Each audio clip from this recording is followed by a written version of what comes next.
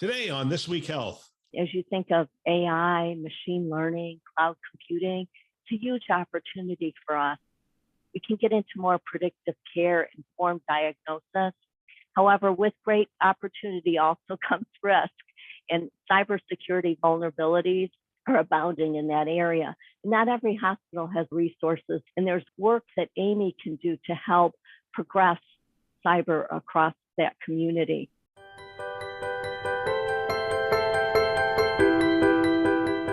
Welcome to This Week Health Community. This is Town Hall, a show hosted by leaders on the front lines with interviews of people making things happen in healthcare with technology. My name is Bill Russell, the creator of This Week Health, a set of channels designed to amplify great thinking to propel healthcare forward. We want to thank our show sponsors, Olive, Rubric, Trellix, Hillrom, Medigate, and F5 in partnership with Sirius Healthcare for investing in our mission to develop the next generation of health leaders. Now, on to our show. Hello, I'm Sue Schade, principal at StarBridge Advisors, a health IT advisory firm, and I am delighted to have Pamela Arora with me today. She is the new president and CEO of AAMI. We've worked together for a long time in CIO colleague capacity, and today we're going to be talking about AAMI and her vision for the future and some of the challenges between IT and health technology management. So welcome, Pamela. Thank you. It's such an honor to be here with you, Sue. It's always a pleasure. Great. Well, I'm looking forward to our conversation. Let's start with your description of AAMI for our audience. And I often clarify for IT folks that it's not AAMI, but AAMI. So you're the new president. Go ahead and tell us about AAMI. Absolutely. AAMI is a nonprofit organization dedicated to the development, management, and use of safe and effective health technology. We have over 10,000 members, and it's vast as far as the spectrum: quality system professionals, regulatory, sterilization assurance professionals, biomed engineers and technicians, and end users such as clinicians. But we need more and more IT people to get integrated into these conversations because there's a lot of change taking place. AAMI's community develops industry-wide consensus standards on critical issues such as quality systems, risk management, sterilization, and much more. But every standard we develop requires input from manufacturers, regulators, health providers, and servicing professionals. We need more IT people at the table, and we need more healthcare providers at the table with clinicians. I'm excited about focusing my attention on getting more folks from the healthcare side involved in these standards. And we need folks from health systems thinking about who should I be taking from my technology team to participate. These are incredibly important discussions. You need to be at the table to help move industry. Thank you. Great, great. Well, and you and I both know, having been on the board together of AAMI for the last 6 years, the importance of everything that you just said. Let's talk about your background a little bit in terms of your journey to where you are today and what it means to be in this new role at AAMI, coming from a CIO and an IT. Couple The evolution of technology has always been something I've been very interested in, and spent a good couple decades working in multiple industries, including healthcare. Over the last 2 decades, though, I've been focused in healthcare predominantly as a CIO, first at UMass Memorial in Massachusetts, and for the last 15 years at Children's Health, predominantly as their CIO and SVP of strategic technology. With Children's, I developed an understanding that the medical device and programs are increasingly connected. That's very powerful. As you think of AI, machine learning, cloud computing, it's a huge opportunity for us. We can get into more predictive care, informed diagnosis. However, with great opportunity also comes risk, and cybersecurity vulnerabilities are abounding in that area. Not every hospital has the resources that we had at Children's Health, and there's work that AAMI can do to help progress cyber across that community. We try to help best around practices and standards that will guide us. And while we've been around for over 50 years, we plan on helping to guide these important conversations over the next 15 years. That's great. And I'm a little off script in terms of the questions I gave you, but when you talk about helping guide it, given all the IT organizations that are in the same space, any thoughts on how you're seeing AAMI help to guide it? As far as kind of working through convening various stakeholders across the broader industry is core to AAMI. It's what AAMI was founded on. But when you think of within hospital systems, there's all this interconnectivity between medical devices and the IT environments.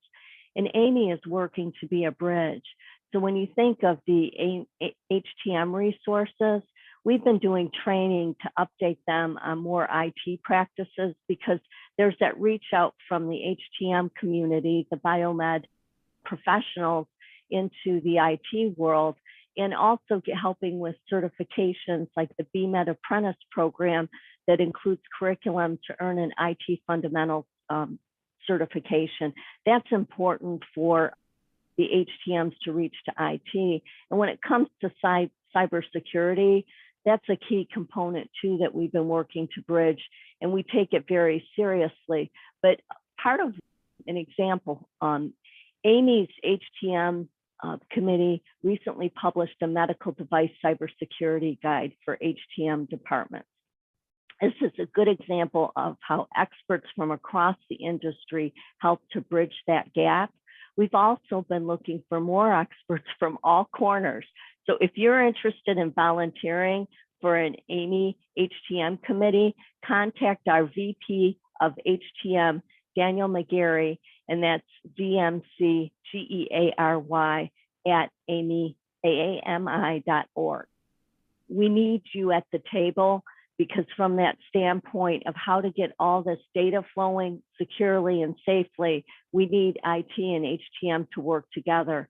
And I really challenge the HTM professionals. We have an upcoming conference at Exchange in San Antonio that we'll talk about more later, but I challenge our HTM professionals to invite their IT counterparts to join them, because we need that conversation happening across those disciplines.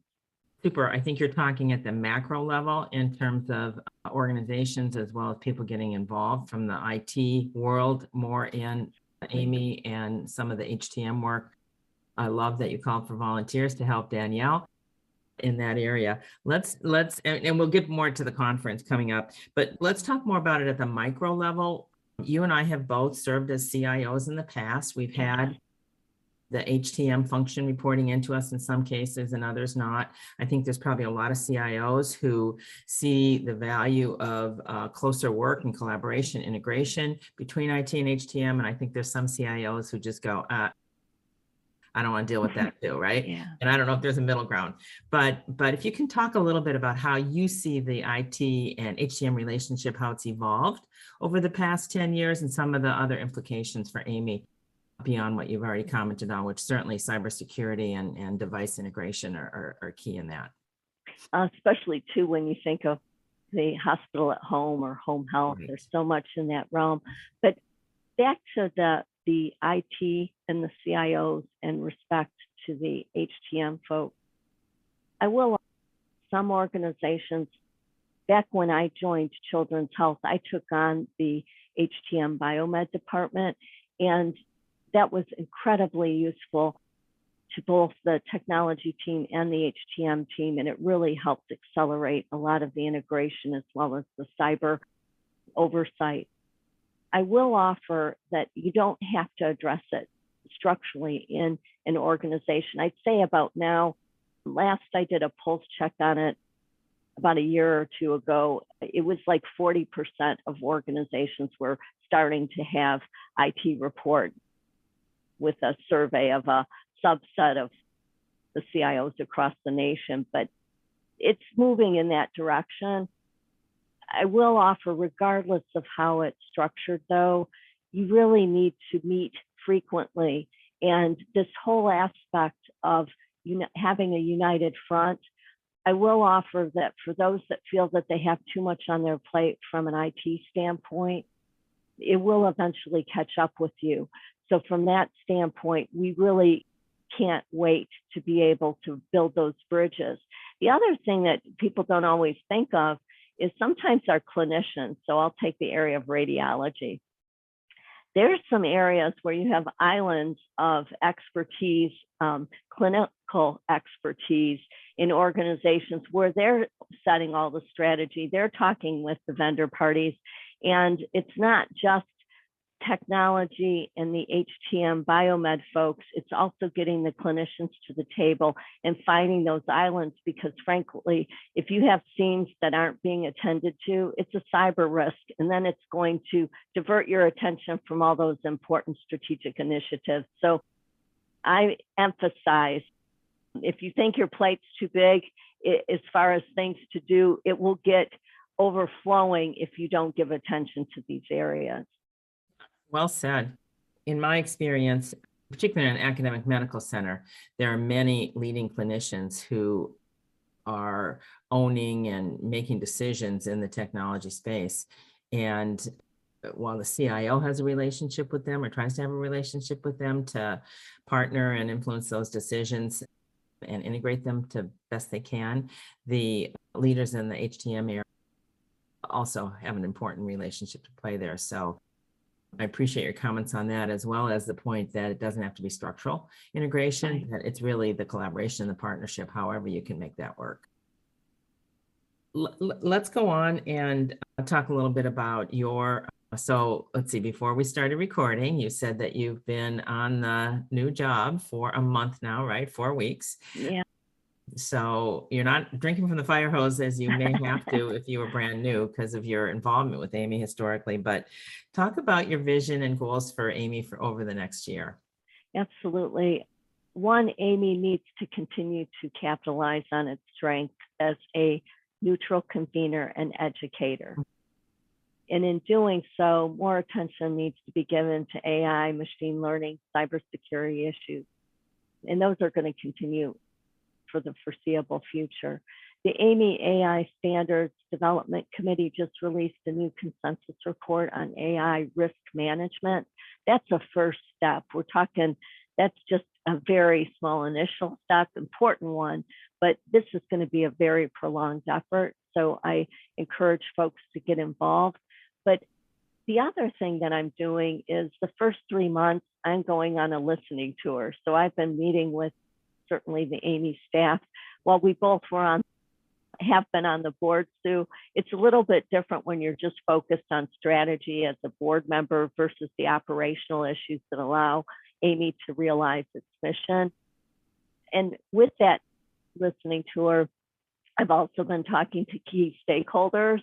So I'd offer to you that I'd love to see your thoughts around AAMI and what we need to be doing, because while I have a perspective based on my board engagement, I am finding there's nuance to whether something is successful or not.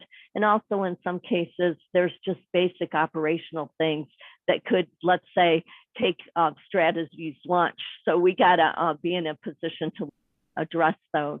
I'll also be taking time this June at the AAMI Exchange in San Antonio to get to know our greater community. I'd love for folks to stop by and say hello, and I'd love to hear their thoughts as well, because it is shaping the direction. We're about to refresh our strategy over the next year, and I believe there's more we still need to do with the current plans, but I'd like to extend those and really refine them for the next 2 to 3 years. Great, great. If you had a message to CIOs who have not had any connection to AAMI or have not really taken that step around a closer relationship and partnership with their HTM group, their biomed and clinical engineering group, what would that message be? Don't underestimate the power of that area. You need to influence it, and you really need to be an excellent partner to those HTM folks, because in some cases, they haven't always had a place at the table relative to how to integrate all this. In some cases, there might need to be new skill sets that get interjected on both the technology side as well as the HTM side, but that investment will be so worthwhile. So please, please, please give it your attention. And if you have questions about AAMI, you can certainly reach out to me directly. My email address is Arora, P-A-R-O-R-A, at AAMI.org. So please reach out. We hope to hear from you, but most importantly, within your own walls, make sure you're attending to those really, really important needs. That's where it touches the patient. Right, that's right. Thank you for sharing your contact information. That's one of my closing questions I was going to ask is if people want to learn more about AAMI, if they want to learn more about membership at AAMI or how to contact you, how else can they do that? You've been generous in giving your email contact, but how else can they do that to either learn more, get involved, find out about the incredible resources that AAMI has available to them? They can certainly go out to our website, which has a wealth of information as well as contacts to reach out to. They can also go to our AAMI Exchange, and going all out to make this first in-person exchange in the last 3 years a great experience for attendees. We know there's going to be this heartwarming feeling, almost like a family reunion. We've all been missing that in-person factor, and I'm looking forward to networking, to learning from everybody, and seeing all that great tech on our expo floor. There's going to be a great deal of joy seeing old friends face to face after such a long time. I expect a lot of smiles and laughter. That'll be very, very nice and very, very welcome. We'll also be hosting the first ever AAMI party on a private grotto on the Riverwalk in San Antonio.